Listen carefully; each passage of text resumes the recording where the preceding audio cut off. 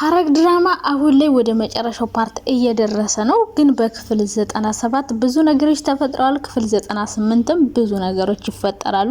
መጨረሻው ምን ሊሆን እንደሚችል እናንተ እየገመታችሁ በክፍል 97 የተፈጠሩ ብዙ ነገሮች አሉ።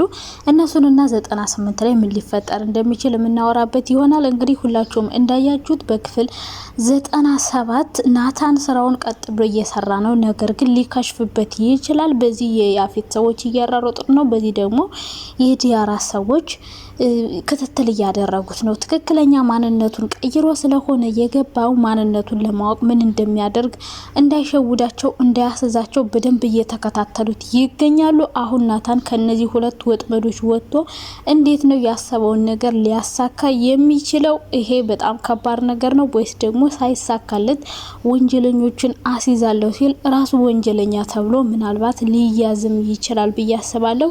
ላይያዝም ይችላል፣ ምክንያቱም ፖሊሶች ጋር እየሰራ ስለሆነ ማለት ነው። በሌላ በኩል ገንዬ እንግዲህ ኤፍራታ በጣም ናፍቃኛለች፣ ማየት እፈልጋለሁ፣ ጉሊት መሄድ አለብኝ ብላ እንግዲህ ቤት ውስጥ ለመሄድ መንገድ ስትጀምር ነበር። ቢኒያምና ዳግም አይሆንም አትሄጅም፣ ከፈለግሻት እኛ እናመጣልሻለን እያሏት ነበረ። እስከ ዛሬ ድረስ ኤፍራታ የገነትን እናትነት ምንም ያለችው ነገር የለም። አምናም አልተቀበለችም። እናቴም አይደለችም ብላ ኢግኖር አላደረገቻትም እስካሁን ድረስ እንዲሁ በድርበቡ እንዳለ ነው ማለት ነው የኤፍራታና የገንዬ ነገር። ምክንያቱም በጣም ብዙ ነገሮች እየተፈጠሩ ስለሆነ ኤፍራታን ቢዚ እያደረጋት ይገኛል ማለት ነው። ሌላ ኤፍራታ ከባድ ችግር ውስጥ ገብታለች። አንደኛ ነገር ያፌት ስራ እንድትጀምር ጠይቋት ነበር። እዛ ስራ ስትሄድ ደግሞ አንድ ያስፈርማት ፋይል አለ። ይሄ ፋይል ደግሞ የሆነ ከባድ ነገር ቢሆን እንጂ ከባድ ነገር ባይሆን ኖሮ አትፈርምም ነበረ። እንግዲህ ትፈርም አትፈርም የሚታወቅ ነገር የለም። ነገር ግን ሊያስፈርማት እንደሚፈልግ ስራ እንድትሄድ እንደሚፈልግ መሄድ ካልቻለች እንኳን አምጥቶ ዚህን ያን ፋይል እንደሚያስፈርማት እየተናገረ ነበረ በክፍል 97። እሷ መፈረም ያልፈለገችበት ምክንያት ስለተጠራጠረች የሆነ ነገር ያደርገኛል ብላ አሰበች ነው። የማይሆን ፋይል አስፈርማት በናታን እንዳይመጣባት አሁንም ቢሆን ትሰጋለች፣ ትጠራጠረዋለች። እሱም ደግሞ ይሄን ነገር ሊያስፈርማት የቻለው ቤት ውስጥ ሆና የሆነ ስራ እየሰራችብኝ ነው እያሴረችብኝ ነው ብሎ እየተጠራጠራት ስለሆነ ነው ማለት ነው። ምክንያቱም ከዛ በፊት ከቤት ስትወጣ ከጽዮን ጋር ሲያዝ ብቻ ብዙ የሚያስጠረጥሩ ነገሮችን እያየባት ስለሆነ አሁን ላይ ያፌት ኤፍራታ ሙሉ በሙሉ አምኖ ልክ እንደሚስቱ አይደለም እያያት ያለው። ከኋላ የሆነ ሴራት ያሰርብኛለች፣ ከኋላ ሆና ትጠልብኛለች፣ ትጠለኛለች እያለ ነው። ምክንያቱም ናታንንም ሳይጠብቀው ነው ያልጠበቀው ቦታ አለቃው ሆኖ ያገኘው። ሰው እንደዛ አይነት ነገር እንዳይከሰትበት አሁን ላይ በጣም ጥንቃቄ እያደረገ ይገኛል። እንግዲህ ያፌት መጨረሻው ምን ይሆናል? ሉሊትና ያፌት እንግዲህ የሚሰሩት ስራ በደንብ በግልጽ ተደርሶባቸዋል። በተለይ ሉሊት እስከዛሬ ምን እንደምትሰራና ምን እንደምታደርግ አይታወቅም ነበር። አሁን ላይ ግን ምን እንደምትሰራና ምን እንደምታደርግ ናታን ደርሶባታል ማለት ነው። ይሄ ደግሞ ከባድ ወጥመድ ሆኖባታል። እሷ ይሄን ነገር እንዴት ነው ተጋፍጣ ልታልፍ የምትችለው? በዚህ ናታን ምን እንደምትራቁባታል። በዛ ጋር ደግሞ ያፌት ስለ ናታን አጣርታ መረጃ እንድታመጣ፣ መረጃ ካላገኘች ግን ጥፍሯን እንደነቀሉት አንገቷን ቆርጠው እንደሚጠሉላት እያስፈራሯት ይገኛሉ። አሁን ላይ እሷ እየሄደች ያለችው በቤዛ ሄዳ ቤዛን አጥቅታ ከዛ ወደ ናታን መዞር ያሰበች ትመስላለች። እንግዲህ ቤዛን በምንም አይነት መንገድ ልታጠቃት አትችልም። አንዳንድ መረጃዎች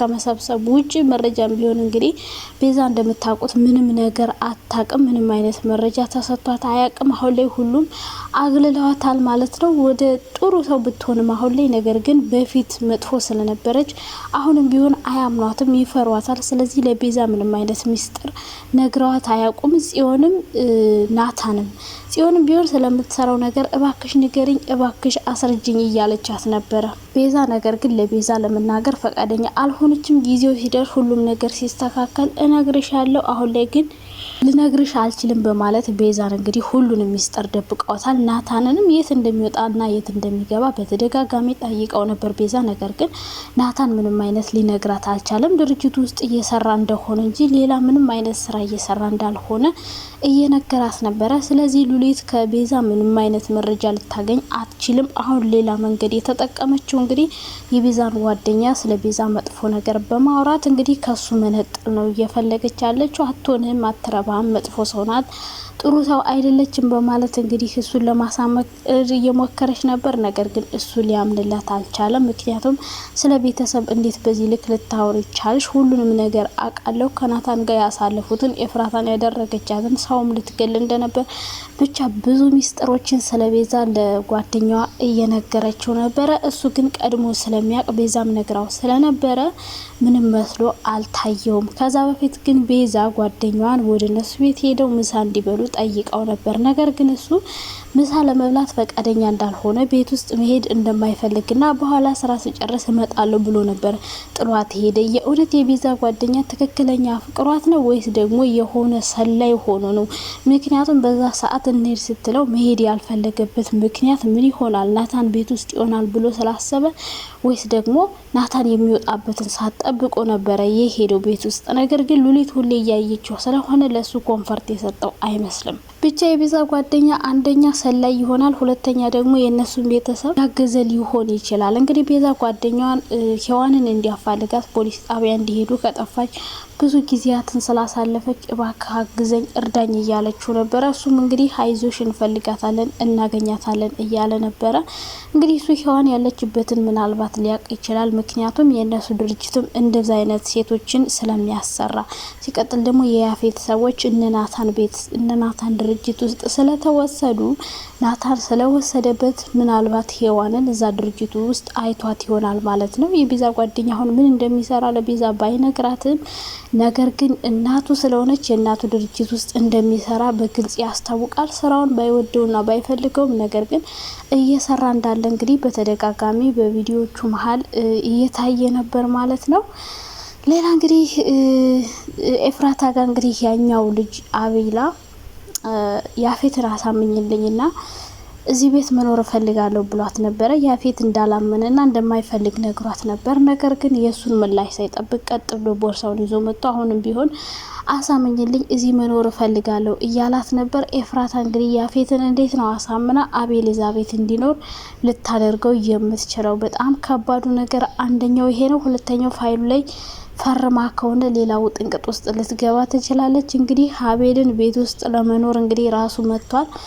ያፌትን እንግዲህ ሀሳምና እንዴት ነው አቤል እዛ ቤት እንዲኖር አድርጋ ያን መረጃ በምን መንገድ ልታጠፋው ትችላለች? ከዛ በፊት ዳግምና ጽዮን የሆነ ሴራ ሲረው ስለነበረ ቤት ውስጥ ሊኖር መጣ ብላ ለጽዮን ስትደውልላት ታዩ በቅርብ ቀን ዋጋውን ያገኛል እያለቻት ነበረ። ኤፍራታም ምን አስባችሁ ነው? ምን ልታደርጉት አስባችሁ ነው? እያለች እየጠየቀቻት ነበር። ለጊዜው ጽዮን መናገር ባትፈልግም ነገር ግን የሱን ቤተሰብ ለማገድ ዳግም ጋር እየሰሩ እንደሚገኙ እንግዲህ በቪዲዮ ላይ ይታይ ነበር ማለት ነው። ኤፍራታ እንግዲህ አሁን ላይ ምን አይነት ውሳኔ መወሰን እንዳለባት በጣም እየከበዳት ነው። በዛ ያፌት አለ፣ በዛ ደግሞ አቤል ተጨምሮበት ብቻ ነገሮቹ ውስብስብ እያሉባት ይገኛሉ ማለት ነው። በመጨረሻ ፓርት ግን ለሁሉም ሰው ስልክ ተደውሎ ሲነገራቸው እንግዲህ ደረቅ ያደረጋቸው ቢኒያምን ገነትንና ዳግምን ምን ሊሆን ይችላል? ኤፍራታ ታማ ወይስ ምን ሆና ይሆን? ኤፍራታ በሌላ በኩል ደግሞ ጽዮን ምንም ልትሆን ትችላለች ብዬ አላስብም። ምናልባት አቤል ካገኛት ጽዮንን ሊያግዛት ይችላል። ከዛ ውጭ ግን